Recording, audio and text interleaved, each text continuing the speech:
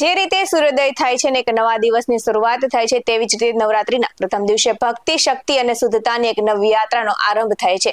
અને આજનું નોરતું માત્ર કેલેન્ડરના એક દિવસ માટે નહીં, પરંતુ આત્મામાં ઉતરી શક્તિને ઓળખવાનું પહેલું પગથિયું છે. તો જ્યારે ઘરમાં કળશ સ્થાપિત થાય છે ત્યારે માત્ર એક વિધિ નથી રહેતી, પરંતુ તે એક મહત્વ, વિશ્વાસ અને દિવ્ય શક્તિનું આમંત્રણ બને છે. તો માતા શૈલપુત્રીના આદિશક્તિ સ્વરૂપની પૂજા દ્વારા આપણે આપણી અંદર રહેલી ભક્તિ, ધીરજ અને નિર્બળતાથી ઉપવાસ કરીએ છીએ. અને નવરાત્રીનો આ પ્રથમ દિવસ માત્ર શરૂઆત જ નહીં, પરંતુ એક શક્તિનો ભક્તિ સાગર બની જાય છે. અને સાથે જ દરેક નોરતું એક પગથિયું છે. તો ચાલો જાણીએ નોરતાના પહેલા પગથિયાના ભક્તિ રસ વિશે. નમસ્કાર દર્શક મિત્રો, BS9 ન્યૂઝમાં આપની સાથે હું છું નેહા પટેલ. આજે શારદીય નવરાત્રીનો પ્રથમ દિવસ છે અને પ્રથમ નોરતું છે. તો નવરાત્રીના પાવન પર્વે દેવી દુર્ગાના 9 સ્વરૂપોની આરાધનાનો સમય આવી ગયો છે. તો આજના દિવસે પરંપરાગત રીતે ઘટ સ્થાપના અને કળશ સ્થાપના કરી દેવીની આરાધનાનો આરંભ કરવામાં આવે છે.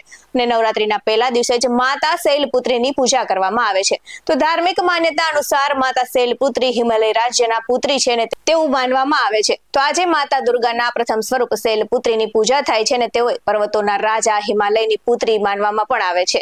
તો તેઓએ નંદી પર સવાર થયા છે અને હાથમાં ત્રિશૂલ છે, તો બીજા હાથમાં કમળ ધારણ કર્યો છે. અને શૈલપુત્રી માતા શક્તિનો શૃંગાર રૂપ અવતાર ગણવામાં આવે છે. તો શૈલપુત્રી વૃષભ પર સવાર છે અને દેવીને શ્વેત વસ્ત્રો ધારણ કર્યા છે, તેમજ તેમના જમણા હાથમાં ત્રિશૂળ અને ડાબા હાથમાં કમળનું ફૂલ છે. તો માતાનું આ સ્વરૂપ સૌમ્યતા, કરુણ, સ્નેહ અને ધૈર્યનું પ્રતીક બની રહે છે.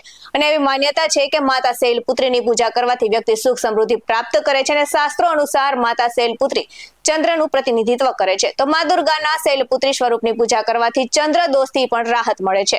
તો આ સાથે જ ઘટ સ્થાપના એટલે કે ગરબાની પૂજા કરી શક્તિની શરૂઆતનું પ્રતીક છે. અને પૂજામાં સ્થાપિત કળશમાં દેવીનો નિવાસ માનવામાં આવે છે. તો 9 દિવસ સુધી માતાજીની આરાધના, ગરબા, ભક્તિ ગીતો અને ઉપવાસ દ્વારા ભક્તો પોતાનું ચિત્ત શુદ્ધ કરે છે અને શક્તિની સાથે ગરબાની રમઝટ પણ બોલાવે છે. ત્યારે માતાની પૂજા કેવી રીતે કરવી? તો માતાજીની પૂજા પ્રસાદના સફેદ રંગની વસ્તુઓ ધરાવવી, સાથે જ દેવી માતાને સફેદ પુષ્પ, સફેદ વસ્ત્ર અને સફેદ મીઠાઈ અર્પણ કરવામાં આવે છે. અને માતા શૈલપુત્રીની પૂજા કરવાથી અવિવાહિત કન્યાઓને યોગ્ય વર મળે છે તેવી પણ માન્યતા છે. અને ઘરમાં પૈસા અને અનાજની કમી રહેતી નથી તેવી પણ માન્યતા ધરાવે છે.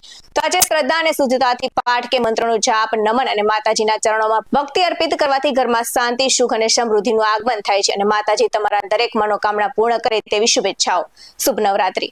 આવા જ અહેવાલ સાથે ફરી મળતા રહીશું. તમે અમારી YouTube ચેનલને સબસ્ક્રાઇબ કરવાનું અને અમને Facebook અને Instagram પર ફોલો કરવાનું ભૂલશો નહીં.